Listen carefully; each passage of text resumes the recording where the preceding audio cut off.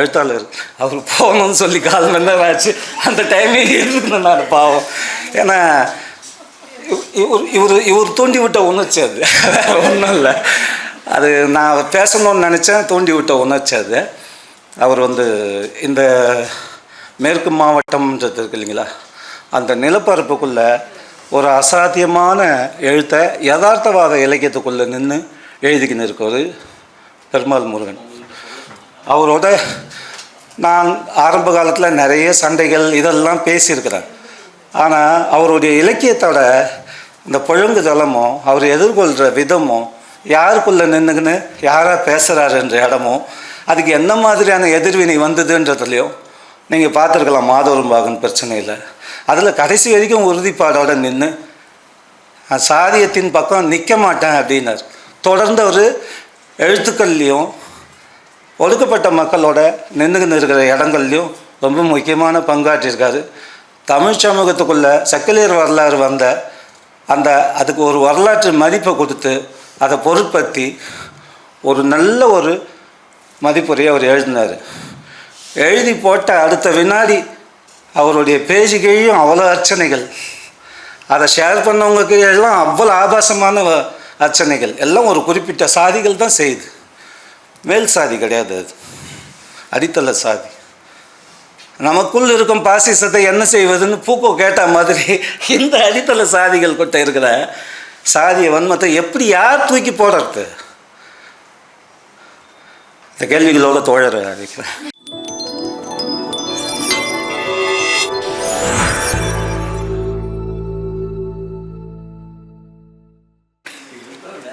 நண்பர்களே, அனைவருக்கும் வணக்கம்.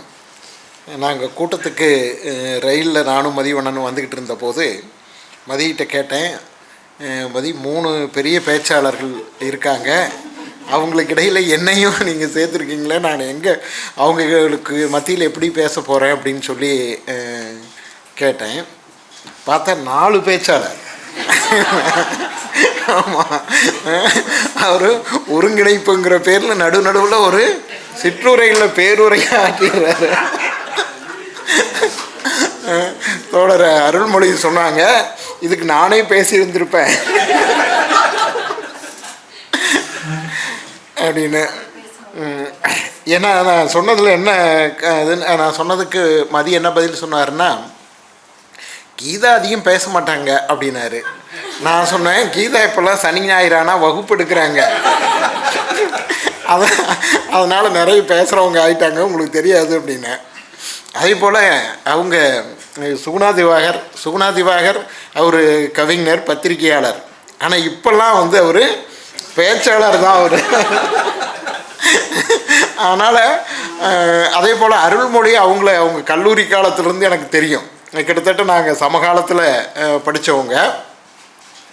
அவங்க சேலத்துலேருந்து ஒரு பேச்சு போட்டிக்கு வர்றாங்கன்னா எல்லா கல்லூரியிலையும் அவங்களுக்கு தான் பரிசு அப்படின்னு முடிவாயிடும். அப்படி எங்கள் பகுதியில் ரொம்ப பிரபலமாக இருந்தவங்க அவங்க. அப்போ அந்த காலத்துலேயே அந்த மாதிரி அவங்க பேச்சாளர். அவங்க மதிய கேட்டார், நீங்களும் அவங்க கூட போட்டிக்கு போயிருக்கீங்களான்னு. ஏன்னா அந்த காலத்துலேயே நான் மாணவனாக இருக்கும்போதே எனக்கு பேச்சு நம்ம துறை இல்லை அப்படின்னு நான் முடிவு பண்ணிட்டேன். ஏன்னா அது பேச்சு எல்லாத்தையும் பார்த்து பேசணும், அது எனக்கு ரொம்ப கஷ்டம் அப்போ. அதனால் நான் கவிதை போட்டிக்கு போவேன். கவிதை அப்போல்லாம் என்னென்னா, கவிதையை எழுதி கொண்டு போய் வாசிக்கலாம். வாசிக்கிறது இப்படி பேப்பரை வச்சுக்கிட்டே இப்படி வாசிச்சிடலாம், எல்லார் முகத்தையும் பார்க்க வேண்டியதில்லை. அப்போல்லாம் எனக்கு ரொம்ப கூச்சம். அதனால் நான் கவிதை போட்டிக்கு தான் போவேன். ஆனால் இவங்க பேச்சு போட்டியில் எல்லா இடத்துலையும் முதல் பரிசு வாங்குவாங்க, கம்பன் கழகத்துல எல்லாம் கூட பரிசு வாங்குவாங்க, மாநில அளவிலான போட்டிகளுக்கெல்லாம் போவாங்க. அதனால் இந்த மாதிரி பேச்சாளர்களுக்கு இடையே நான் என்ன பேச போகிறேன் அப்படிங்கிறது எனக்கு ஒரு தயக்கமாக தான் இருந்துச்சு. ஆனால் மதியுடைய கவிதைகளை பற்றி சொல்கிறதுக்கு எனக்கு சில விஷயங்கள் உண்டு, அதை சொல்ல முடியும். அப்புறம் இன்னொன்று, கிட்டத்தட்ட நானும் ஒரு 25 ஆண்டுகளுக்கு மேலே ஆசிரியராக பணியாற்றி வகுப்பில் பேசி கொஞ்சம் பயிற்சியும் வந்துருச்சு. அதனால் அந்த தைரியமும் இப்போ இருக்குது. மதியுடைய கவிதைகளை பேசுகிறதுக்கு எனக்கு விஷயம் இருக்குதுன்னு சொன்னது, அவருடைய ஒட்டுமொத்த இன்றைக்கி 5 தொகுப்பை சேர்த்து இதை வெளியிட்டு மொத்தமாக வெளியிட்டு நீலகண்டன் வந்து ரொம்ப ஒரு பெயர் வாங்கிட்டார். அவருக்கு போட்டியாக நான் சொல்கிறேன், அவருடைய முதல் தொகுப்பை வெளியிட்டது நாங்கள் தான். மதி வந்து அந்த முதல் தொகுப்பு வருவதற்கு முன்னாலேயே எனக்கு அறிமுகம். அவர் திருச்செந்தூர் பகுதியிலிருந்து இங்கே கொங்கு பகுதிக்கு வேலையை முன்னிட்டு வந்தார். அவர் வந்த காலத்தில் அவருக்கு சந்திக்கிறதுக்கும் பேசுகிறதுக்கும் கிடைச்ச ஒரே இலக்கிய நட்பு நான் தான்.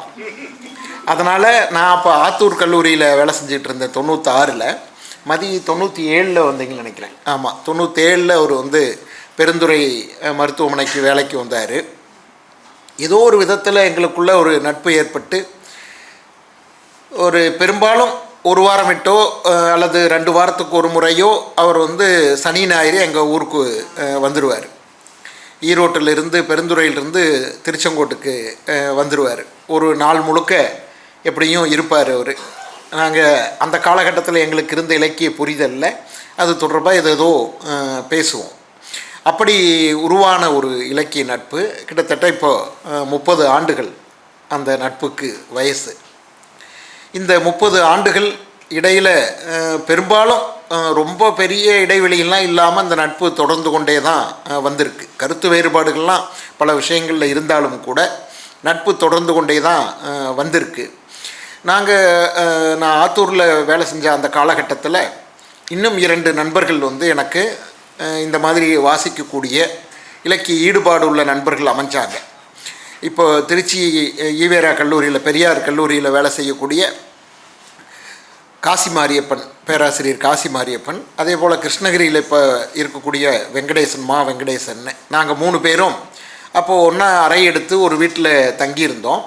இப்போ இந்த மாதிரி அந்த காலகட்டத்தில் இலக்கியவாதிகள், இலக்கிய ஈடுபாடு உள்ளவர்கள் 2-3 பேர் சேர்ந்தால் உடனே என்ன திட்டம் வரும்னா, ஒரு பத்திரிக்கை நடத்தலாம், ஒரு பதிப்பகம், புத்தகம் வெளியிடலாம். இதுதான் வந்து சிந்தனையாக வரும். இன்றைக்கி நமக்கு வெளியீட்டு வாய்ப்புகள் சமூக ஊடகங்கள் மூலமாக வெளியிடுறதுக்கான வாய்ப்புகள் பெருகிடுச்சு. ஆனால் அன்னைக்கு அப்படி இல்லை. 2-3 பேர் சேர்ந்தோம்னா நாம் ஒரு பத்திரிக்கை நடத்துவோம் அப்படின்னு முடிவு பண்ணுவோம். அது மாதிரி நாங்கள் 3 பேரும் சேர்ந்து வேறு அப்படின்னு ஒரு பத்திரிக்கையை தொடங்கினோம். ஒரே ஒரு இதழ் தான் வந்தது. அதில் இருக்கக்கூடிய, ஏன்னா பத்திரிகையை நடத்துவதில் இருக்கக்கூடிய சிரமங்கள் எனக்கு ஓரளவுக்கு தெரியும். நான் இந்த 80களினுடைய இறுதியில் மனோசை பத்திரிகையினுடைய ஆசிரியர் குழுவில் அதில் முழுமையாக வேலை செஞ்சேன் ஒரு சில ஆண்டுகள். அதனால் அதில் எவ்வளவு பிரச்சனைகள் இருக்கும் அப்படிங்கிறது எனக்கு தெரியும். ஆனால் அவங்க 2 நண்பர்களுக்கும் அது புது அனுபவம். அதனால் அவங்களுக்கு இந்த வேலைகளையெல்லாம் எடுத்து செய்வது அப்படிங்கிறது பெரும் கஷ்டமாக இருந்தது. அதே போல் விற்பனையும் பெரிய கஷ்டம்.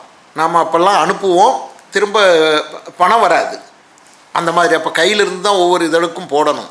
அப்படியான நிலை அது. அதனால் முதல் இதழுக்கே கணிசமாக ஒரு செலவு பண்ணிட்டோம். அதனால் அதில் ஒரு கால்வாசி கூட பணம் வரலை. அதனால் இது நமக்கு சாத்தியம் இல்லை அப்படின்னு சொல்லிட்டு ஒரு இதழோடு நிறுத்திட்டோம். ஒரு இதழோடு நிறுத்தினாலும் அந்த பேர் இன்னைக்கு வரைக்கும் நிலைத்திருக்கு. ஆமாம், எங்கள் 3 பேரில் வெங்கடேசன், அவர் வேலை தொடங்கிறதுனால அவரை வேறு வெங்கடேசன் அப்படின்னு அழைக்க ஆரம்பிச்சிட்டோம் அப்போ இருந்தே. அதனால் அவருடைய அந்த தன்விவர குறிப்பில் கூட வேறு என்ற பத்திரிகை நடத்தியவர் அப்படின்னு போட்டுக்குவார். அதே போல் நாங்கள் அப்போ புத்தகம் வெளியிட்டோம். 2 புத்தகம் தான் வெளியிட்டோம். இதழ் 1, ஒரு இதழ் தான் வெளியிட்டோம். புத்தகம் 2 புத்தகம். 2 புத்தகம், என்னுடைய கவிதை தொகுப்பு 1, மதியுடைய கவிதை தொகுப்பு 1. அப்போ என்னென்னா, நூல் வெளியிடுவதற்கு பதிப்பகங்கள் கிடையாது. இன்றைக்கி இருப்பது போல் நாம் ஒரு புத்தகம் எழுதிட்டோம்னா ஒரு பதிப்பகத்தில் கொடுத்தா வந்துடும் அப்படிங்கிற நம்பிக்கை கிடையாது. மிக குறைவான பதிப்பகங்கள் தான் இருந்தது. அவங்க ஏற்கனவே ஏதாவது கொஞ்சம் பிரபலமானவர்களுடைய புத்தகங்களை தான் வெளியிடுவாங்க. நாம் அதுக்குள்ளே நுழையிறதுங்கிறது பெரும் கஷ்டம். அதனால் நான் என்னுடைய நூல்கள்லாம் கூட தொடக்கத்தில் 5-6 நூல்கள் வந்து நாங்கள் சுயமாக சொந்த பணத்தை போட்டு நண்பர்களுடைய உதவியோடு வெளியிட்டது தான். அதே போல் கவிதை தொகுப்பு வெளியிடுவதுங்கிறது அன்னைக்கு அந்த மாதிரி தான் இருக்கும். பெரும்பாலும் அவங்கவுங்க சொந்த காசில் வெளியிடுவதாகத்தான் இருக்கும். அப்போ நாங்கள் 2 பேர் என்னுடைய கவிதை தொகுப்பு ஒன்றையும் இவருடையதையும் எப்படி எங்கே வெளியிடலான்னு பார்த்தபோது யாரும் வெளியிட போகிறதில்ல, ஆனால் நாம் வேறு வேறு வெளியீடுன்னு போட்டு நாமே வெளியிட்டுருவோம் அப்படின்னு வெளியிட்டோம். இவர் நீலகண்டன் சொன்னது போல் அப்போவே நாங்கள் அப்போல்லாம் 1200 பிரதி அச்சடிக்கிறது தான் வழக்கம். அப்படி 1200 பிரதி அச்சடித்து நாங்களும் மதியம் இப்படியே நாங்களே கட்டுக்கட்டாக வச்சு அங்கங்கே விற்பனை செஞ்சு அப்படி தான் அது வந்தது. அப்போ அதே போல் அந்த புத்தக வெளியீட்டில் தான் அந்த புத்தகம் தயாரித்த போது தான் மதிக்கும் வேற ஒரு வகையான ஒரு அரசியல் புரிதல் வந்ததுன்னு நான் நினைக்கிறேன். ஏன்னா அந்த காலகட்டத்தில் நாங்கள் அறிமுகமாகி எழுதின காலகட்டத்தில் அந்த 90களில் தலித்தியம் மிக தீவிரமாக எழுச்சி பெற்று பேசப்பட்ட ஒரு காலகட்டம். அப்போ பொதுவாக இப்போ இன்றைக்கி நீலகண்டன் பேசக்கூடிய தலித்து ஜாதிகளுக்கு இடையே இருக்கக்கூடிய பிரச்சனைகள் பற்றியெல்லாம் அப்போ பேசப்படலை. அப்போ எல்லா தலித்து சாதிகளும் ஒன்று தான், தலித்துங்கிற அந்த பெயருக்குள்ளே அடங்கக்கூடியது தான், எல்லாருக்கும் ஒரே பிரச்சனை தான், தீண்டாமை, அதிலிருந்து மீள்வது போன்ற அந்த மாதிரியான விஷயங்கள் தான் இருந்தது. அந்த கண்ணோட்டத்தில் தான் மதியம் கூட இருந்தார். நெறிந்து தொகுப்புக்கு அவர் முதல்ல முன்னுரை கேட்டது என்கிட்ட இல்லை, ரவிக்குமார்கிட்ட முன்னுரை கேட்டார். அதில் ஏற்பட்ட ஒரு கசப்பான அனுபவத்தில் தான் அவர் இந்த தலித் சாதிகளுக்கு இடையே உள்ள ஒரு பிரச்சனை அதை உணர ஆரம்பித்தார். அதுதான் முதல் அப்படின்னு நான் என்னுடைய அனுமானம். மதியம் என்ன சொல்கிறாருன்னு தெரில, அதுதான் என்னுடைய அனுமானம். அதற்கப்புறம் என்னென்னா அது சாத்தியமில்லை அப்படின்னு ஆன போது அப்போ ஒரு நிலைய வித்வானாக நீங்களே எழுதிருங்க அப்படின்னு சொன்னார். அப்படி தான் அந்த தொகுப்புக்கு நான் முன்னுரை எழுதினேன். அந்த முன்னுரை இன்றைக்கி இப்போவும் படித்தா நல்லா தான் எழுதியிருக்கிறேன்னு ஒரு திருப்தியாக இருக்குது. கீதாவும் அவங்க இந்த மொத்த தொகுப்புக்கு எழுதியிருக்கக்கூடிய முன்னுரையில் என்னுடைய அந்த அப்போ எழுதின முன்னுரையை மேற்கோள் காட்டியும் எழுதியிருக்காங்க. அதே போல் புதிய தடத்தில் அப்போ இந்த நெறிந்த தொகுப்புக்கான மதிப்புரை இவர் எழுதினது புதிய தடத்தில் நானும் கூட சிலதெல்லாம் எழுதியிருக்கிற நினைவு எனக்கு இருக்குது. சூனாதி திவாகர் எழுதின மதிப்புரையும் அப்போ வந்தது. கொஞ்சம் ஒரு குறைந்தபட்ச கவனம் பெற்றதுன்னா என்னுடைய எண்ணம். அந்த தொகுப்பு நெறிந்த தொகுப்பு ஒரு குறைந்தபட்சமாவது கவனம் பெற்றது அப்படின்னு தான் நான் நம்புகிறேன். அதனால் அந்த முதல் தொகுப்பினுடைய பின்னணி இந்த மாதிரியானது. மதியினுடைய கவிதை தொகுப்புகளுக்கான பின்னணியை சொல்லலாம்.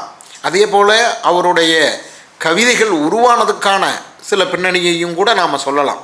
ஏன்னா நான் அந்த காலகட்டத்தில் மதியை அவர் ஒரு கல்வெட்டெல்லாம் வாசித்து ஒரு வரலாற்று ஆய்வாளராக மாறுவார், ஒரு செயற்பாட்டாளராக மாறுவாருன்னு நான் எதிர்பார்க்கல. அப்போ என்னுடைய அனுமானம் என்ன இருந்ததுன்னா ஒரு தீவிரமான ஒரு கவிஞராக இவர் வருவார் அப்படிங்கிறது தான் என்னுடைய அனுமானமாக இருந்தது. ஆனால் காலம் அவரை முதல்ல ஒரு செயற்பாட்டாளராக மாற்றியது. அதற்கு அவர் பணியாற்றி கொண்டிருக்கக்கூடிய அந்த கொங்கு பகுதியில் இருக்கக்கூடிய ஜாதி அதுவும் மிக முக்கியமான ஒரு காரணம்னு நான் நினைக்கிறேன். அதை அவர் தீவிரமாக உணர்ந்திருப்பார். அது ஒரு காரணம். அப்புறம் அந்த பகுதி தமிழ்நாட்டிலேயே அருந்ததியர் அதிகம் வசிக்கக்கூடிய ஒரு பகுதி அப்படின்னு சொன்னால் அது கொங்கு பகுதி. அதனால் அந்த அடிப்படையிலையும் அவருக்கு அந்த புரிதல் அவர் ஒரு செயற்பாட்டாளராக மாறினார். செயற்பாட்டாளராக மாறின போது கூட அவர் ஒரு அரசியல் தலைவராக மாறுவார்னு நான் நினைக்கல. அப்புறம் அதுவும் நடந்தது. ரொம்ப மகிழ்ச்சியான ஒரு விஷயந்தான். அதே போல் அவர் கல்வெட்டு எல்லாம் படித்து சக்லீர் வரலாறு போன்ற ஒரு அற்புதமான ஒரு நூலை எழுதினார். அதற்கு அவர் புலவர் ராசு போன்றவர்களையெல்லாம் அணுகி அவங்ககிட்ட இருந்தெல்லாம் கூட செய்திகளை வாங்கி கொண்டார். நாங்கள் வரும்போது புலவர் ராசு பற்றி பேசி கொண்டிருந்தோம். புலவர் ராசுவை அவர் நல்ல புலமையாளர், கல்வியாளர். ஆனால் அவரை பயன்படுத்தி கொண்டவர்கள் யாருன்னா அவருடைய ஜாதியை சேர்ந்தவர்கள் தான் பயன்படுத்தி கொண்டார்கள் பெரிதும். அவர் நிறைய ஏராளமான கிட்டத்தட்ட 50க்கும் மேற்பட்ட குலதெய்வ வரலாறு, குல வரலாறு அதை எழுதியிருக்கார் அவர். ஆனால் அதையெல்லாம் தாண்டிய ஒரு அறிஞர் அவர். அந்தளவுக்கு கல்வெட்டு வாசிப்பிலையும் ஆவணங்கள், செப்பேடுகள் போன்றவற்றை வாசித்து அவற்றை பதிப்பிப்பதிலும் அவர் வந்து சிறந்தவர். அவருடைய கிட்டத்தட்ட அவருடைய இறுதி காலகட்டத்தில் மதி அவரோட ஒரு நட்பு ஏற்பட்டு அவர்கிட்ட இருந்து பல விஷயங்களை கற்றுக்கொண்டிருக்கிறார். அது எனக்கு ரொம்ப மகிழ்ச்சி. அவர் மேலே ரொம்ப மதிப்போடவும் இருக்கிறார். அவருக்கு இப்படி ஒரு இளைஞர் இப்படி வந்து கல்வெட்டெல்லாம் வாசித்து அதிலிருந்து எடுத்து எழுதணும், வரலாறு எழுதணும்னு வர்றாரேங்கிற, ஏன்னா அந்த அவருடைய துறைக்கு அந்த துறையில் அடுத்த கட்டத்தில் ஆட்கள் இல்லை கண்ணு கேட்டிய வரைக்கும். அப்போ மதியை அப்படி அவர் ஒரு மிகப்பெரிய அவருடைய வருகையை அவர் கொண்டாடுபவராக இருந்தாருங்கிறதும் எனக்கு மகிழ்ச்சி. ஆக மதி இப்படி ஒரு வரலாற்று ஆய்வாளராகவும் மாறுவார். அப்புறம் கோட்பாட்டு ஆய்வாளரும் கூட. இப்போ அவருடைய அம்பேத்கர் பற்றியான நூலையும் ரங்கநாயகி அம்மாவுக்கு எழுதின விமர்சன நூலையும் பற்றி நீலகண்டன் சொன்னார். இதெல்லாம் அப்புறம் மொழிபெயர்ப்பாளர், இப்படி பன்முக தன்மை கொண்டவர். மதியுடைய கவிதைகளும் கூட அப்படித்தான். இன்றைக்கும் இதெல்லாம் இவருடைய அம்சங்களாக இருந்தாலும் கூட அவர் இதிலேயே சொல்லுவது போல் அவர் அடிப்படையில் தன்னை ஒரு கவிஞராகத்தான் அவர் உணர்கிறார். சூழல் அவரை நிர்பந்தித்து வெவ்வேறு விஷயங்களில் ஈடுபட வைத்திருக்கிறதே தவிர அடிப்படையில் அவருடைய துறை அப்படின்னா அது கவிஞர் அப்படிங்கிறது தான் அவருடைய துறைன்னு அவரும் நம்புகிறாரு. அது உண்மையும் கூட. இன்றைக்கு வரைக்கும் ஏன் அவரால் கவிதை எழுதாமல் இருக்க முடியல? இந்த 25-30 ஆண்டுகளில் இவ்வளவு கவிதை கிட்டத்தட்ட 200க்கு ஏறத்தாழ 200 கவிதைகள் இருக்கும் 5 தொகுப்புகள்லேயும். இவ்வளவு கவிதைகள் எழுதியிருக்கிறார் அப்படின்னா அவர் அடிப்படையில் அதுதான் கவிஞர் தான். கவிஞர் அப்படின்னு சொன்ன உடனே நமக்கு ஏற்கனவே வந்த பாதைகள் இருக்குது பார்த்தீங்களா, அந்த பழகிய பாதையிலேயே இவர் வந்து நடை போட்டவர் அல்ல. இவர் ஒரு புது பாதையை உருவாக்கியவர்னு தான் நான் பார்க்குறேன். அதுவும் தமிழ் இலக்கியத்தை பொறுத்தவரை எப்போதும் தமிழ் இலக்கியம்னு இல்லை, பொதுவாகவே இலக்கியம் வந்து பன்முகத்தன்மை கொண்டது தான். அதில் எந்த சந்தேகமும் கிடையாது. நீங்கள் நம்முடைய தமிழ் இலக்கிய வரலாற்றையே எடுத்து பார்த்தீங்கன்னா கூட அப்படித்தான் இருக்கும். ஒரே மாதிரியான இலக்கியமாக 2000 ஆண்டு காலமாக வந்திருக்கு. நமக்கு இன்றைக்கி கிடைத்திருக்கக்கூடிய இலக்கியமெல்லாம் அவை யாராலோ நம்ம அடுத்தடுத்த காலகட்டத்துக்கு போய் சேருவதற்காக தொகுத்து கொடுத்தவை தான். பல விஷயங்கள் விட்டுட்டாங்க. இப்போ சங்க இலக்கியம்னா சங்க இலக்கியம் இன்றைக்கி இருக்கக்கூடிய ஒரு 2000 சொச்சம் கவிதைகள் தான் சங்க இலக்கியம்னு கிடையாது. அது ஒரு 3 நூற்றாண்டு 3-4-5 நூற்றாண்டு காலத்தில் எழுதப்பட்டவை. அன்னைக்கு 10,000 20,000 1,00,000 கூட எழுதியிருக்கக்கூடும். ஆனால் நமக்கு இன்றைக்கி வந்து சேர்ந்துருக்கிறது ஒரு 2000 தான். அதுபோல் அப்படி விடுபட்டு எல்லாத்தையும் எதெல்லாம் வேண்டான்னு ஒழுக்க பார்வையிலேயோ அல்லது மதிப்பீட்டு ஏதோ ஒரு பார்வையில் எதையெல்லாம் விட்டுட்டு அவர்கள் தங்களுடைய விருப்பப்படி தங்களுடைய இலக்கிய கொள்கைப்படி தேர்ந்தெடுத்து கொண்டு வந்தாங்களோ அதை மட்டுமே வச்சு இன்றைக்கி பார்க்கும்போது கூட இலக்கியத்தினுடைய பன்முகத்தன்மையை தான் நாம் உணர முடியுது. ஒரே மாதிரியானது கிடையாது. சங்க இலக்கியத்துக்குள்ளேயே காதலை பற்றி பேசக்கூடியது ஏராளம் இருக்குது. அதே சமயம் அதுலேயும் பாலியல் சீண்டல் பற்றியான பகுதிகள்லாம் அவர்களுடைய பார்வையிலிருந்து பார்வையில் படாமல் அல்லது தவிர்க்க முடியாமல்லாம் கூட வந்திருக்கு. அகநானூரில் ஒரு பாட்டு இருக்குது. ஒரு உப்பு விற்கக்கூடிய ஒரு பெண்ணை அந்த ஊரை சேர்ந்த வெளியூர்லேருந்து வந்து உப்பு விற்கக்கூடிய ஒரு பெண்ணை அந்த ஊரை சேர்ந்த ஒருவன் கேலி செஞ்சு நின் மெய்வாழ் உப்பின் விலை எய்யாம் என்று கேட்பதாக இருக்குது. அந்த மாதிரியான பாட்டெல்லாம் இருக்குது. அப்புறம் சங்க இலக்கியத்தில் எல்லாமே ஒழுக்க சீலர்களாக இருந்தாங்கன்னெலாம் கிடையாது. அந்த பரத்தை நாடி சென்றவர்களை பற்றி இருக்குது. அது ஏற்றுக்கொள்ளப்பட்ட ஒழுக்கமாக இருந்தாலும் கூட தலைவியை காதலிக்கிறேன்னு சொல்லி ஏமாற்றி விட்டு ஓடியவனை பிடிச்சு கட்டி வச்சு ஊர் மன்றத்தில் எல்லாரும் அடிக்கிற காட்சியெல்லாம் கூட அதில் இருக்குது. நாம் உள்ளே நுழைஞ்சு பார்த்தோம்னா இப்படி வெவ்வேறு விதமானது எது நமக்கு சொல்லப்படுதோ அவற்றிலிருந்து சொல்லப்படாத பல்வேறு விஷயங்கள் இருக்கிறத நாம் பார்க்க முடியுது. நான் அந்த கெட்ட வார்த்தை பேசுவோம்னு அந்த புத்தகம் எழுதுறதுக்காக பழந்தமிழ் இலக்கியத்தை ரொம்ப நுட்பமாக பார்த்து கொண்டு போகும்போது அதில் இருக்கக்கூடிய பல்வேறு விஷயங்களை நம்ம தமிழ் அறிஞர்கள் புலவர்கள் எல்லாரும் பேசாமல் தவிர்த்திருக்கிறார்கள் என்பது வெளிப்படையாக தெரிஞ்சது. நீங்கள் காளமேக புலவரும் திருவள்ளுவர் இருந்த இதே மண்ணில் காளமேக புலவரும் இருந்தார். காளமேக புலவருக்கு ஒரு இடம் உண்டு. அவர் ஒரு கலக கவி, எல்லாத்தையும் உடைக்கக்கூடியவர் தான். கடவுளை ஏராளம் கேலி செஞ்ச ஆள் முதல்ல அவர் தான். இது சைவமாக இருந்தாலும் வைணவமாக இருந்தாலும் எல்லா கடவுள்களையும் கேலி செஞ்சு எழுதியவர் அவர். அந்த காளமேக புலவர் பாட்டு நீங்கள் 19ஆம் நூற்றாண்டில் தனிப்பாடல் திரட்டுன்னு தொகுத்த போது அதில் முதல்ல எடுத்த உடனே காளமேக புலவர் பாடல்கள் தான் இருக்கும். ஆனால் 20ஆம் நூற்றாண்டில் தனிப்பாடல் திரட்டுகள் வந்தபோது காளமேக புலவர் 10வது 15வது இடத்துக்கு போயிடுவார். அவருடைய பாட்டை முதல்ல வைக்க மாட்டாங்க. முதல்ல எந்த பாட்டு வரும்னா, இவர் சொன்னார்ல அந்த கூந்தலுக்கு மனம் உண்டா இல்லையான்னு, இறையனார் அவருடைய பாட்டு முதல்ல வந்துடும். காளமேக புலவர் பின்னாடி போயிட்டு, ஏன்னா காளமேக புலவர் இப்படியெல்லாம் கேள்வி கேட்கக்கூடியவர். அவர் நிறைய எதெல்லாம் இடக்கரடக்கல் அப்படின்னு சொல்லப்பட்டதோ அப்படிப்பட்ட வார்த்தைகளை எல்லாம் பயன்படுத்தியவர். இப்போ அவர் முதல்ல இருக்கிறது அசிங்கம் அப்படின்னு நினச்சிட்டு பின்னாடி கொண்டு போயிட்டாங்க. இந்த மாதிரியெல்லாம் நடந்திருக்குது நிறைய. இவற்றுக்குள்ளெல்லாம் நாம் போய் பார்த்தோம்னா எதெல்லாம் எவ்வளோ விஷயங்களை பேசாமல் விட்டுருக்காங்க. நம்ம இலக்கியத்தை பற்றி, பழந்தமிழ் இலக்கியத்தை பற்றி பேசியவை மிக குறைவு. அதுவும் குறிப்பிட்ட கோணங்களில் மட்டும்தான் பேசியிருக்கிறாங்க. இன்னும் அவற்றில் பேசுவதற்கு ஏராளம் இருக்குது. அதையெல்லாம் பேசினா தான் நம் இலக்கியத்தினுடைய, பழந்தமிழ் இலக்கியத்தினுடைய பன்முகத்தன்மையே வெளிப்படும். நவீன இலக்கியத்திலையும் அப்படித்தான். நவீன இலக்கியத்திலையும் பல விஷயங்களை நாம் பேசுவதில்லை.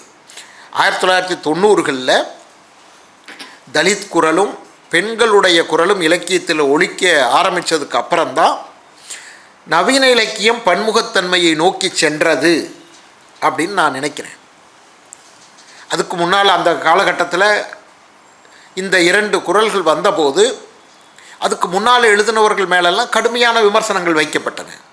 புதுமைப்பித்தன் எழுதியதே சைவ பிள்ளைமார் இலக்கியம்னு கடும் விமர்சனம் வைக்கப்பட்டது இங்கே நடந்தது. இதுபோல் ஒவ்வொரு எழுத்தாளரும், நான் ஆர் சண்முகசுந்தரத்துடைய படைப்புகளை ஆய்வு செஞ்ச போது, ஆர் சண்முகசுந்தரத்துடைய நாவல்கள் கொங்கு பகுதியினுடைய விவசாய வாழ்க்கையை மையமாக வைத்து எழுதியவை. ஆனால் அதில் நீங்கள் பார்த்தீங்கன்னா அந்த கிராமத்தில் வாழக்கூடியவர்கள் 2 ஜாதி தான் இருப்பாங்க. கவுண்டர், இன்னொன்று முதலியார். இந்த 2 ஜாதிகளை தவிர அவர் வேறு எந்த ஜாதியை பற்றியும் எழுத மாட்டார். அப்போ அவருடைய படைப்புகளை படித்தோம்னா இந்த 2 ஜாதி தான் இந்த ஊரில் வாழ்கிறாங்கன்னு நமக்கு தோணும். அப்போ ஒரு முழுமையான கிராமம் கிடையாது. அவர் காட்டுவது ஒரு முழுமையான கிராமம் கிடையாது. அவர் அங்கே இருக்கக்கூடிய பல ஜாதிகளை விட்டுறாரு. அப்போ அது எப்படி முழுமையாகும்? இது பற்றியான விமர்சனம், இப்படியான விமர்சனங்கள்லாம் ஏற்கனவே எழுதப்பட்டவை மீதான விமர்சனங்கள்லாம் 90களில் வந்தது. அப்போ அந்த இடத்தை நிரப்புவது போல் இன்னொரு வாழ்க்கை இருக்குது நம்ம கிராமத்தில் என்று காட்டுவது தான் தலித் இலக்கியமாக வந்தது. அப்போது 2000 இவர் நெறிந்து எழுதுனதுக்கப்புறம் 2000க்கு அப்புறம் இவருடைய கவிதைகளில் இன்னொரு அம்சத்தை இவர் கொண்டு வந்தார். அதுதான் அருந்ததியர் குரல் அப்படிங்கிறது. ஆக தலித் இலக்கியமும் அதுக்குள்ள ஒரு பன்முகத்தன்மையை இன்றைக்கு வரைக்கும், இப்போ நீலகண்டன்லாம் சொல்கிறது அதுதான். ஏன் மதிவண்ணனை பேச மாட்டேங்கிறீங்க அப்படின்னு கேட்கும்போது அவர் தலித் இலக்கியத்துக்குள்ளும் இதை நீங்கள் இந்த குரல்கள் மட்டும் அல்ல, இதை என்னுடைய குரலையும் சேர்த்துங்க அப்படின்னு திரும்ப திரும்ப சத்தமாகவும் கத்தியும் குரல் எழுப்பிக்கொண்டே இருக்கிறார். அந்த தன்மை இவருடைய அடுத்தடுத்த தொகுப்புகளில் வந்த கவிதைகளில் நாம் பார்க்க முடிகிறது.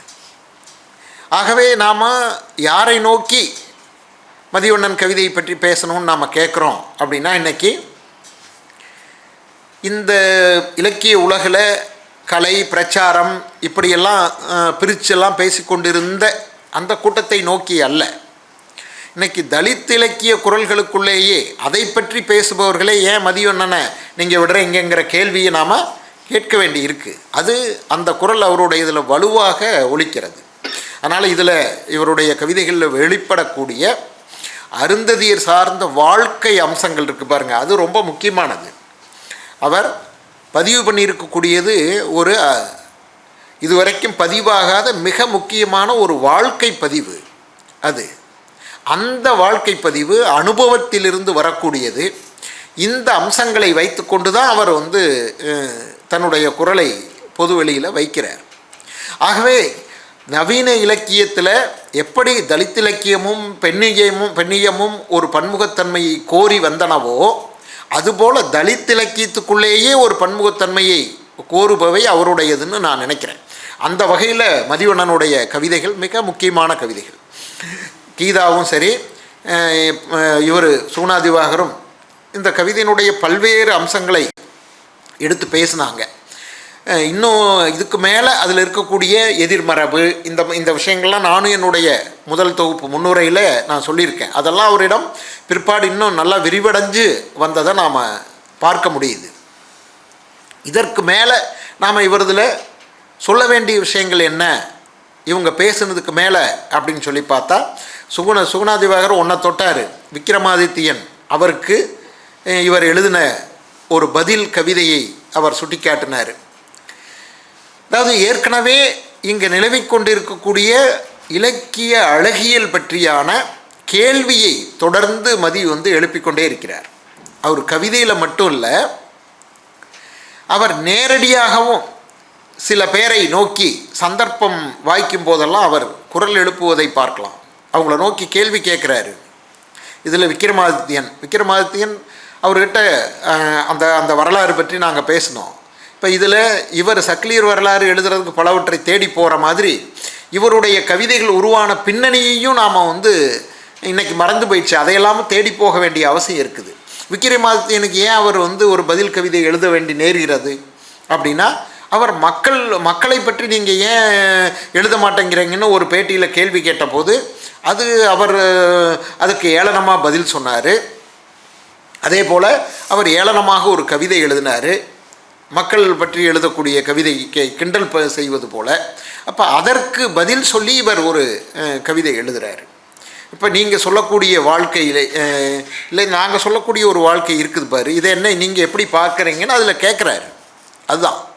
அதே போல் வெங்கட் சாமிநாதனுக்கு இலக்கிய விமர்சன சாம்ராட் வெங்கட் சாமிநாதனுக்குன்னு இவர் குறிப்பு கொடுத்துருக்காரு. ஆமாம்,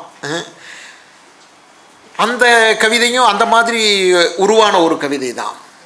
அதுக்கு அந்த காலகட்டத்தில் நீங்கள் இந்த 90களில் யார்கிட்ட ஒரு பத்திரிகையிலையோ இதுலேயோ ஒரு கேள்வி கேட்டால் உடனே என்ன கேட்பாங்கன்னா, தலித்தியம் பற்றி உங்களுடைய கருத்து என்ன அப்படின்னு கேட்பாங்க.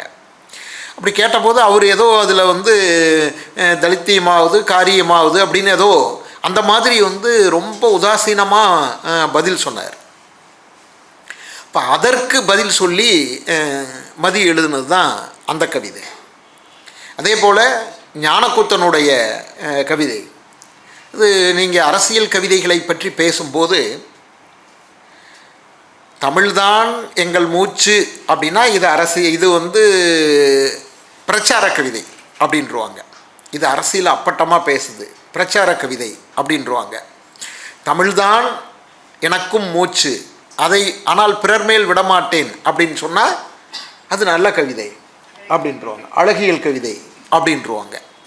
அப்போ நாம் என்ன பேசணும், தமிழ்தான் எனக்கு மூச்சு அப்படின்னு சொன்னால் அப்படி ஒரு குரல் எழுப்ப வேண்டிய தேவை ஏன் வருதுன்னு தானே ஒரு இலக்கியவாதி பார்க்கணும். கவிதைகள் காலத்தை கடந்து நிற்கக்கூடிய அம்சங்கள், இலக்கிய அம்சங்கள் அதில் இருந்தாலும் தன்னுடைய சமகாலத்தை பிரதிபலிக்கக்கூடியதாகவும் கவிதை இருக்குமே. அப்போ ஏன் கிட்டத்தட்ட 1 நூற்றாண்டு காலம் திரும்ப திரும்ப தமிழ் எங்கள் உயிருக்கு நேர்னு பேச வேண்டி இருந்தது? அதுக்கு ஒரு காரணம் இருக்குதில்ல. மொழியை காப்பாற்றிக் கொள்ள வேண்டிய ஒரு நிர்பந்தம் நமக்கு இருந்ததில்லை. ஏன் நாங்கள் அந்த குரலை யாரை நோக்கி எழுப்புறோம்? எங்களுக்காக நாங்கள் சொல்லிக்கிறோம். யாரை நோக்கி நாம் சொல்கிறோம்? தமிழுக்கு யாரெல்லாம் ஆபத்து விளைவிக்கிறார்களோ, மொழியை அழிக்க நினைக்கிறார்களோ அவர்களை நோக்கி இந்த குரல் வருது. அப்போ அது ஒரு காலத்தின் கட்டாயம். இப்படியெல்லாம் குரல் எழுப்பியும் கூட இன்றைக்கு வரைக்கும் தமிழ் நமக்கு கல்வி மொழியாக இல்லை, ஆட்சி மொழியாக இல்லை, அலுவல் மொழியாக இல்லை, நீதி மொழியாக இல்லை. அப்போ இந்த குறள் இன்னைக்கும் நாம் ஒழிக்க வேண்டிய அவசியம் இருக்குது. இதை விட்டுட்டு ஆனால் அதை நான் பிறர் மேல் விடமாட்டேன் அப்படின்னா அது பிறர்னு யாரை சொல்கிறாரு அவர்? நாம் யாராவது தமிழர்கள் பக்கத்தில் இருக்கிற தமிழர்கள் மேலே உனக்கு தமிழ் தான் மூச்சுன்னு சொல்லியே சொல்கிறோம். யாரை நோக்கி நாம் சொல்கிறோங்கிற அந்த குறள் இருக்குது இல்லை. அப்போ இவர் பிறர் மேல் விடமாட்டேன்னா அவர் மேலே விடுறோன்னு நினச்சிக்கிறார். அவரும் அவரை சார்ந்தவர்களும் அவங்களை நோக்கி தான் இந்த குறள் வருது என்று எடுத்துக்கொள்கிறார். அவர் தன்னை தமிழராக உணரவில்லை அப்படிங்கிறது தான் அதனுடைய அர்த்தம். நான் அப்படி உணரலை, ஏன் என்னை நீ இப்படி சொல்கிறேன்னு கேட்குறாருன்னு அர்த்தம். அவர் தமிழில் ஒரு மிக முக்கியமான கவிஞர்னு நாம் போட்டுறோம். ஆனால் அவருடைய மனோபாவம் அப்படித்தான் உள்ளார்ந்து இருந்திருக்குதுங்கிறது தான் இந்த கவிதை வெளிப்படுத்தக்கூடிய ஒரு விஷயம். அவர் தமிழ்நாட்டு அரசியலையே எப்படி பார்த்தாருங்கிறதுக்கு இன்னொரு கால வலுவமைதி அப்படின்னு ஒரு கவிதை எழுதியிருப்பார். எவ்வளவு இழிவாக அதில் மக்கள் மொழியை கேலி செய்து எழுதினார் என்பதையும் நாம் அந்த கவிதையில் நாம் பார்ப்போம். நீங்கள் சாதாரண மனிதர்கள் எல்லாம் மேடை கிடைத்து மேடையில் பேச வர்றாங்க. ஆனால் அவங்க பேச்சை அவர்களுடைய மொழியை இழிவுபடுத்தி அவர் ஒரு கவிதை எழுதினார். அப்போ இதெல்லாம் அவருடைய அரசியல் பார்வையை வெளிப்படுத்தக்கூடிய அதெல்லாம் அழகியல் சார்ந்த கவிதைகள் என்று ஏற்றுக்கொள்கிறாங்க. ஆனால் அதையெல்லாம் விமர்சனம் செய்து எழுதினோம்னா அது பிரச்சாரம் ஆயிடுது. இதுதான் வேறுபாடு. இப்போ பிரச்சாரம் கலை அப்படிங்கிறது இங்கே என்னவா இருக்குதுங்கிறது. நம்ம ஏராளமான வெளிநாட்டு கவிதைகளை அரசியல் கவிதைகள்னு இங்கே கொண்டு பேசுவோம். இனப்பிரச்சனையை பேசக்கூடிய கவிஞர்களுடைய கவிதைகளெல்லாம் இங்கே போற்றுவோம். அரசியல் பிரச்சனை வெளிநாட்டு அரசியல் பிரச்சனைகளை பேசக்கூடியதையெல்லாம் இங்கே மொழிபெயர்த்து நாம் போற்றுவோம். ஆனால் நம்ம பகுதி நம்ம நாட்டு நம்முடைய பிரச்சனையை நாம் எழுதினோம்னா அது பிரச்சாரம் ஆயிரும். அந்த அடிப்படையை தகர்க்கக்கூடிய வகையில் தான் இவர் இவர்களை நோக்கியெல்லாம் கேள்வி எழுப்புகிறார். இவர் இப்போ இந்த கடைசியாக இந்த நாள் மலர் காசு பிறப்பில் இலக்கிய கணக்கு பிள்ளைகள்னு ஒரு கவிதை எழுதியிருக்காரு. ஆமாம், இன்னைக்கு வரைக்கும் நீங்கள் அந்த முதல்ல தொடர்ந்து பார்த்தீங்கன்னா இந்த அழகியலுக்கு எதிராக அவர் தொடர்ந்து குரல் கொடுத்து கொண்டே இருக்கிறத இதெல்லாம் காட்டுது. இந்த கவிதைகள்லாம் காட்டுவதை நாம் பார்க்கலாம்.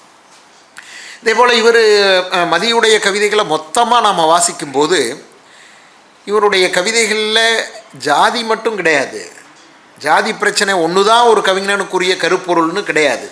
பல விஷயங்களை அவர் பேசுகிறாரு. நீங்கள் இது ஒரு கிட்டத்தட்ட ஒரு கணக்கெடுத்தோம்னா மதியுடைய கவிதைகளில் காதல் கவிதைகள் ஒரு 10-15 எடுக்க முடியும். நாம் இன்னும் ஜாதி பிரச்சனையை பற்றி பேசக்கூடிய அளவுக்கு இந்த கவிதைகளை எல்லாம் எடுத்து பேசுகிறது இல்லை.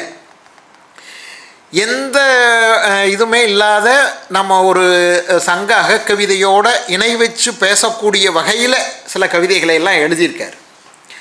உன்னை வெளியேற்றுவதற்கான வழிமுறைகள் அப்படின்னு ஒரு கவிதை. இது தலைப்பை பார்த்தோம்னா இது ஏதோ ஒரு அரசியல் கவிதை போல் இருக்குதுன்னு தோணும்.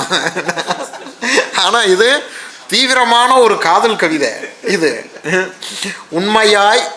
உண்மையுமாய் இன்மையுமாய் கூத்தாட்டுவாளாக நீ குடியிருக்கும் இந்த கூட்டை நெருப்பிட்டு எரித்து நீரெடுத்து நீர்நிலைகளில் தூவுவேன் புனலோடு புனலாய் கரைந்தோடுவாய் நீ. ஒரு காதலனுடைய பிரிவு ஏக்கத்தில் ஒரு காதலன் சொல்லக்கூடிய கூற்று தான் இந்த கவிதை. இந்த கூட்டை நெருப்பிட்டு எரித்து, இந்த கூடுங்கிறது உடம்பு, ஆமாம், இந்த உடம்பை எரித்து நெருப்பாக்குற வரைக்கும் உன் நினைவு போகாதுங்கன்னு சொல்லக்கூடிய கவிதை இது. அதே போல் பாருங்கள், பித்தனாகி இலக்கற்று திரிவேன் இவ்வீதிகளில் பிதற்றி திரியும் மொழிகளில் கலந்து வரும் தூசணையோடு தூசணையாய் குதித்தோடு மறைந்திருப்பாய் எங்கோ. அதாவது இந்த பேரை காதலியை மறக்கிறதுக்கு என்னென்னவோ முயற்சி பண்ணி பார்க்குறாரு. அதுதான், ஆனால் ஒன்றும் முடியல. இன்னொரு கவிதையிலையும் பாருங்கள், வரிசையாய் விரைந்தேகும் ஊர்திகளில் ஒன்றின் முன் விழுவேன். இவர் காதலுக்காக எவ்வளோ கஷ்டப்பட்டாருங்கிறது எனக்கு தெரியும்.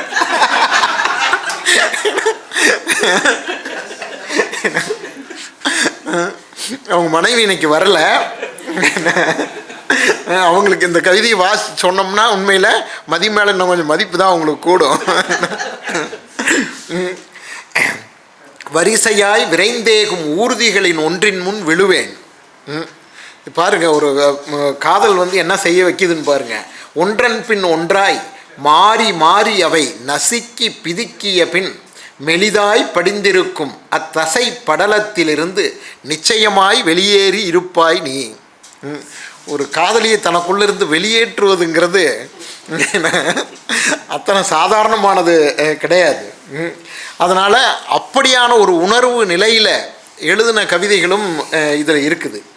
சரி, இப்போ காதலில் இந்த தனி மனப்பிரச்சனையை மட்டும்தான் எழுதியிருக்காரா அப்படின்னா இல்லை, அதுலேயும் சாதியெல்லாம் இருக்குது. ரொம்ப பிரமாதமான ஒரு கவிதை. நான் நிறைய இடத்துல என்னுடைய மாணவர்களுக்கெல்லாம் கூட நான் திரும்ப திரும்ப இந்த கவிதையை நான் சொல்லியிருக்கேன். ஒரு சின்ன கவிதை தான், ஆனால் அந்த கவிதை வந்து ஒரு நமக்கு பலவிதமான விஷயங்களை பேசுவதற்கான வாய்ப்பை கொடுக்கக்கூடியது. இந்த சுகுணாதிவாகர் நிறைய கவிதையை எடுத்து அந்த மாதிரி பேச முடியும்னு காட்டினார் பாருங்க. அப்படியான ஒரு காதல் கவிதை அது.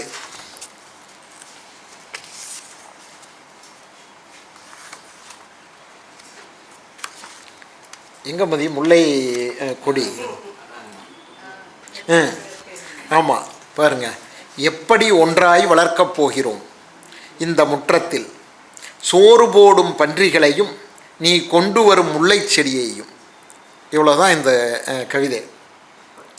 இதில் நீங்கள் பாருங்கள், இந்த முதல்ல இருக்கக்கூடிய கேள்வி எப்படி ஒன்றாய் வளர்க்கப் போகிறோம், இந்த கேள்வியை கடைசியாக வச்சுக்குவோம்.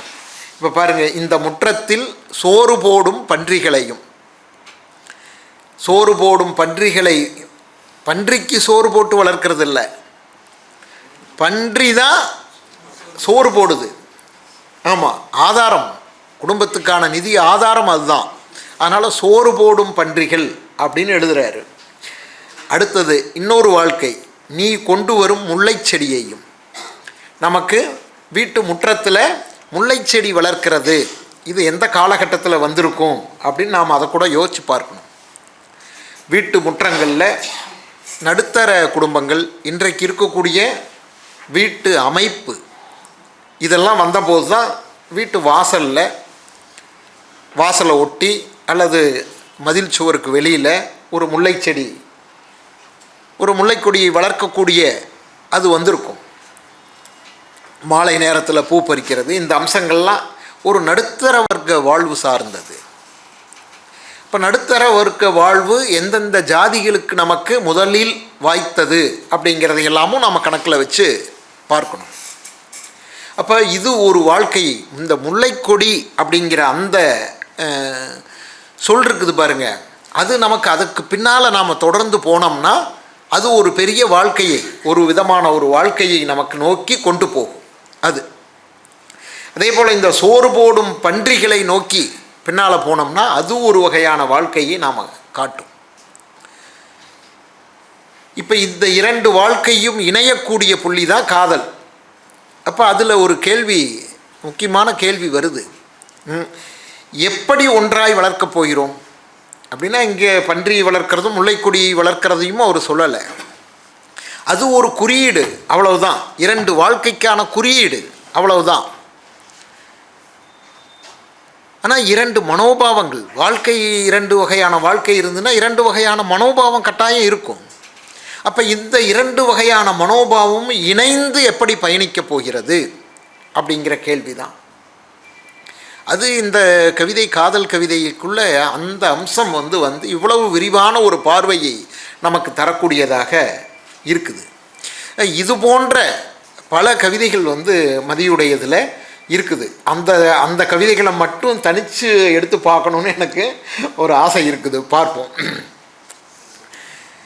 அதனால் மதியுடைய கவிதை நான் சொன்னது போல் நமக்கு ஒரு நவீன இலக்கியத்தில், தலித் இலக்கியத்தில் கூட ஒரு பன்முகத்தன்மையை கொண்டு வருவதற்கான ஒரு அம்சம் அப்படிங்கிறத நாம் பார்க்கலாம். அதே போல் இவருடைய கவிதைகளும் பல தன்மைகள் கொண்டிருக்கக்கூடியதையும் பார்க்கலாம்.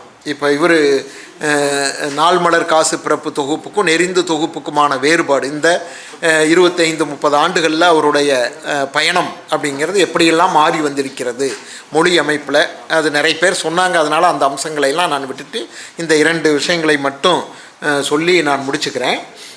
அப்புறம் இந்த தொகுப்பு வந்து ரொம்ப அழகாக கருப்பு பிரதிகள் கொண்டு வந்திருக்கிறாங்க. எனக்கு மிகப்பெரிய மகிழ்ச்சி இந்த புத்தகத்தை பார்த்தபோது. இவ்வளவு அழகாக இவ்வளவு தரமாக புத்தகம் கொண்டு வந்திருக்கிறது பெரிய மகிழ்ச்சி எனக்கு. நீலகண்டன்கிட்ட சொன்னேன், உங்கள் பதிப்புரை மட்டும்தான் இவ்வளோ அழகான புத்தகத்துக்கு ஒரு திருஷ்டி இருக்கணும்ல, அது உங்கள் பதிப்புரை தான் அப்படின்னு அவர்கிட்ட சொல்லிட்டேன். ஏன்னா அதில் மட்டும்தான் நிறைய பிழைகள் இருக்குது, ஒற்றுப்பிழைகள். அதெல்லாம் ஒரு தமிழாசிரியராக அல்லது முதல்லாம் நான் சொல்ல மாட்டேன், மேடையில் சொன்னால் உடனே ஒரு தமிழாசிரியர் நீங்கள் இப்படி தான் பார்ப்பீங்கன்னு சொல்லிடுவாங்க. ஆனால் இன்றைக்கெலாம் நான் ஓய்வு பெற்றுட்ட ஒரு காரணம். இன்னொன்று, இன்றைக்கி இருக்கக்கூடிய தலைமுறைக்கு நாம் மொழியை செம்மையாக கையாள்வது பற்றியும் பேசணும்னு எனக்கு தோணுது. அதனால் நான் இப்போல்லாம் சொல்கிறேன். அதே போல் இந்த தொகுப்பில் இந்த தொகுப்பை இன்னும் எங்களை போன்றவர்கள் இப்போ நான் பேசுகிறதுக்கு பயன்படுத்தும் போதே சில சிக்கல்கள் இருந்தது. இப்போ நான் அந்த நெறிந்து தொகுப்பு எங்கே தொடங்குது அப்படின்னு பார்த்தோன்னா புரட்டிக்கிட்டே போக வேண்டியிருக்கு. முன்னால் ஒன்றும் இல்லை, ஒரு பக்க எண் போட்டிருந்தா எனக்கு உதவியாக இருந்திருக்கும். அதே போல் இன்னொன்று என்ன செய்கிறாருன்னா, பெரும்பாலான கவிதைகளுக்கு அவர் தலைப்பு தர்றதில்லை. அதுவும் கூட சிக்கல் தான். இப்போ இந்த இது முல்லைக்கொடி கவிதைக்கு கூட தலைப்பு இல்லை. நான் இப்போ அதை என்ன சொல்ல வேண்டியிருக்குது, அர்த்தப்படுத்தும் போது அடையாளப்படுத்தும் போது தலைப்பை சொல்லி அடையாளப்படுத்தலாம். ஒரு கவிதைக்கு தலைப்பு இருந்ததுன்னா தலைப்பு சில சமயத்தில் கவிதைக்குள்ளே நுழைவதற்கான ஒரு திறப்பாகவும் அமையும். இன்னொன்று, சில சமயம் நாம் இந்த மாதிரி மேற்கோள் காட்டுவதற்கு அந்த தலைப்பை சொல்லி காட்ட முடியும். ஆனால் இவரதில் பெரும்பாலும் தலைப்பு இல்லாமல் தான் எழுதுகிறாரு. அந்த தலைப்பு இருந்து ஒரு பொருளடக்கமும் இதுக்கு போட்டிருந்தால் இந்த மாதிரி பயன்படுத்துவதற்கு எளிதாக இருந்திருக்கும்னு நான் நினைக்கிறேன். அதே போல் கவிதைகளுக்கு எண்ணும் கொடுத்துருக்கலாம். ஒரு தொகுப்புக்கு கொடுத்துருக்காரு, நவகண்டத்துக்கு எல்லாமே அதுக்கு பெரும்பாலும் தலைப்பு இல்லை, எண் கொடுத்துருக்காரு. மொத்த தொகுப்புக்கும் வரும்போது எண் கொடுத்துருந்தா நான் இப்போ எண்ணித்தான் கிட்டத்தட்ட 200 கவிதை இருக்குன்னு சொல்கிறேன். இதெல்லாம் ஒட்டுமொத்த தொகுப்பாக வரும்போது இந்த மாதிரியான சின்ன சின்ன அம்சங்கள் போல தான் தெரியும். ஆனால் பயன்படுத்துபவர்களுக்கு அது பெரிய உதவியாக இருக்கும். ஆக அந்த வகையிலையும் இது பண்ணியிருந்தால் இன்னும் சிறப்பாக இருந்திருக்கும். ஆனால் எனக்கு இந்த தொகுப்பை பார்க்கும்போது இன்னொரு பிரதி வச்சார், அதையும் எடுத்துகிட்டு போயிடலான்னு எனக்கு தோணுச்சு. அந்த அளவுக்கு ரொம்ப அழகாக கொண்டு வந்திருக்காரு. ரொம்ப நன்றி. மதிவண்ணனுக்கு இவ்வளவு, அவருடைய கவிதைகளுக்கு இவ்வளவு முக்கியத்துவம் கொடுத்து நீங்கள்லாம் வந்திருக்கிறதும் சந்தோஷம். அனைவருக்கும் நன்றி, வணக்கம். மிக்க நன்றி தோழர். எந்த பொழிப்புரையும் இல்லாமல் கால நேரம் கருதி தோழர் அருண்மொழி.